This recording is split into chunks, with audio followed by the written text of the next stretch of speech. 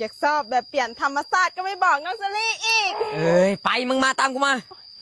อุ้ยก็รอน้องเซรี่หน่อยสิโอ้ยพี่โซแคทจะพาน้องเซรี่เข้าไปไหนเนี่ย มาหอดละนี่เด้มองมึงสิอยู่มองมึงควรอยู่มองมึงสมควรอยู่ น้องเซรี่ไม่เข้าไปหรอกพี่โซแคทน้อง บ่ เซ ได้ รี่ บ่ได้มึงต้องมามึงมาหนีมึงอยากหนีมึงอยากมาเร็วๆไม่แทรกกูบาดมั่ง อุ้ยพี่โซแคทจะทำอะไรอ่ะ ขี้มัดมึงไว้มึงบ่ให้มึงเมื่อนำกูมึงสอกกูไรสิค้างมึงไว้ในป่า10 มื้อ10 คืนพี่หลอกมึงแน่ ยุงมันเยอะน้องเซรี่กลัวพี่โซแคทปล่อยน้องเซรี่ก่อน ไป น้องเซรี่ไม่อยากอยู่พี่โซแคทกลับมาจะน้องเซรี่ด้วยน้องเซรี่กลัว เฮ้ยเสียงไฟห้องวะไปเบิ่งมึงดู กลับมาเลยน้องเซ เฮ้ย รี่ก่อน เชอรี่เป็นหยัง